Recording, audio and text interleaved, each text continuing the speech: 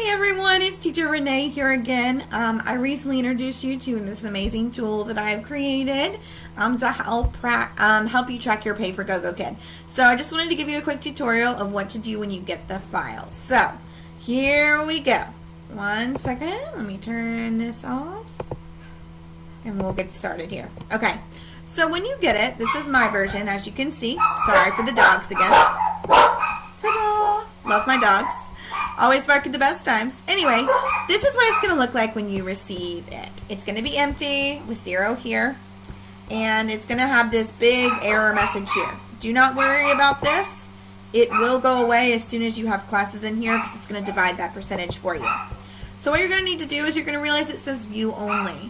So in order to edit this, you're going to hit file and save as, file, make a copy.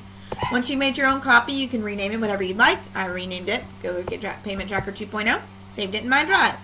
Now I'll type in my date and I'll choose my drop down.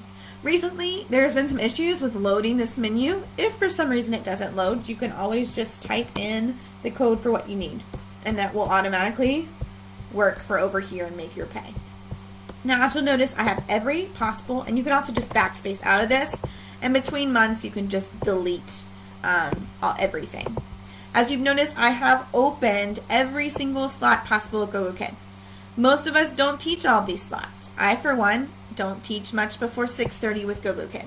So if you can highlight those slots, you can right click and hit hide. Basically, I don't want you to delete them because I don't want it to mess up anything, or if you want to open slots later, but you'll just hide those. And you can also just keep all these up or hide the ones after it, which I have had in here because I don't tend to work after 10 p.m. so that I can be awake because I start 5:30 with another company, as you'll see in my videos. So you'll type in your date. Today's the 26th of 2018. Today I had a trial class no-show, another trial class no-show, a trial class student no-show. I forgot I changed my trial class student no-show, a bunch of them. It was not my best day. So it's going to automatically calculate my pay for that. Like I said, as soon as these load, and if they load, it might just be slow, you will be able to, why is that deciding it wants to be money? You will be able to, use the drop down menu to make things just a little bit easier for yourself. But basically what you'll do is you'll just type those in or drop down menu and grab them. The codes that you'll use are here. We have core class 24-hour cancellation. I just like to track the difference sometimes. The core class student no-show. All of these are the same pay. System error, which is always going to give you $9 an hour or your base pay, no matter what happens with the, whether it's trial or core. Your trial class 24-hour cancellation, your trial class student IT issue, which unfortunately still just gives 60, and your trial class student no-show. We also have one for teacher no-show. Also use this for teacher 24-hour cancellation if you want to track that 0 pay.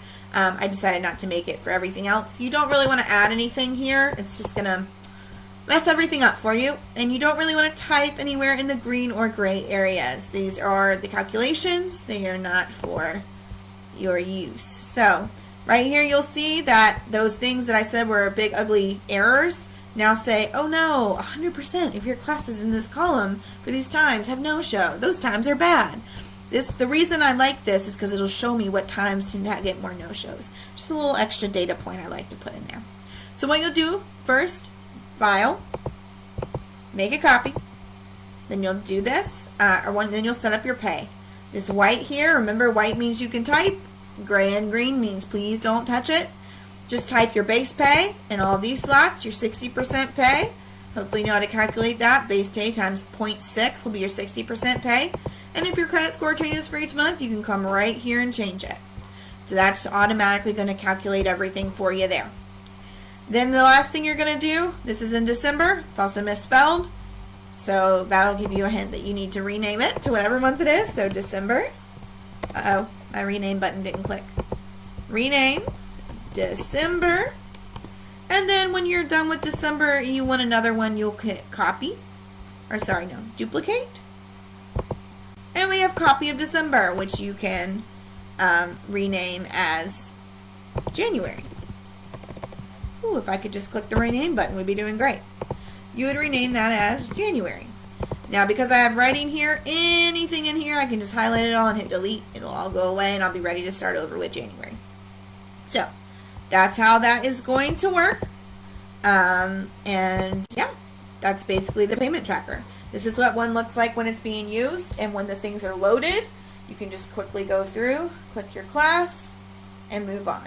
If for some reason they don't ever load properly, I might try something else just to get them to work. Just send me an email or message me somewhere if you're friends on Facebook or in a group. But this is the payment tracker. I think it's legit, and I hope that it will help you with your teaching. So that's your tutorial. Hope you enjoyed it, and I would love to hear about how it's working for you or any suggestions for tweaking it in the future. Bye bye, guys. Have a great day.